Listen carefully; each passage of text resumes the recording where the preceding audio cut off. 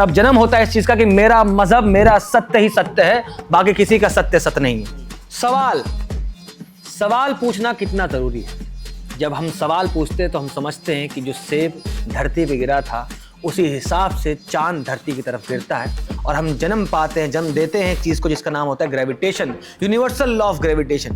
फिर जब हम और सवाल पूछते हैं तो हम समझते हैं कि ग्रेविटेशन भी कोई फोर्स नहीं थी, बल्कि स्पेस टाइम में कर्वेचर था। जब हम सवाल पूछते हैं तो हम जानते हैं कि हम मिले हैं, बने हैं एटम से। फिर हम जब सवाल पूछते हैं तो हम जानते हैं कि एटम्स बने हैं इलेक्ट्रॉन से, प्रोटॉन से, न्यूट्रॉन से। फिर हम जब सवाल पूछते हैं तो हम जानते हैं कि प्रोटॉन्स और न्यूट्रॉन्स भी बने हैं क्वार्क से।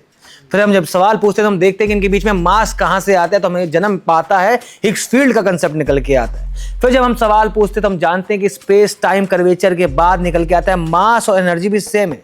जब हम सवाल पूछते हैं तो हमें ये समझ में आता है कि दुनिया में टेक्निकल टर्म्स में सब कुछ एक ही है, हम सब सुपर इम्पोज है, डुअलिटी एक साथ एग्जिस्ट करती है। जब हम सवाल पूछते हैं तो फिलॉसफी में जन्म होता है अद्वैत वेदांत का, कि सब कुछ नॉन डुअल में जाता है। जब हम सवाल पूछते हैं तो उसके बाद निकल के आता है कि यार नजरिया बदलो तो नज़ारे बदल जाते हैं, और जन्म होता है अनेकांतावाद का।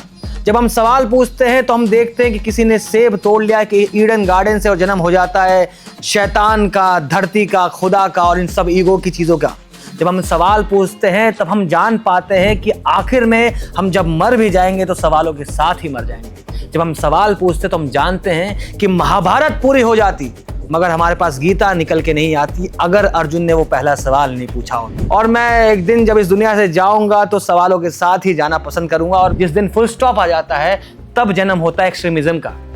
तब जन्म होता है इस चीज का कि मेरा मजहब, मेरा सत्य ही सत्य है, बाकी किसी का सत्य सत्य नहीं है।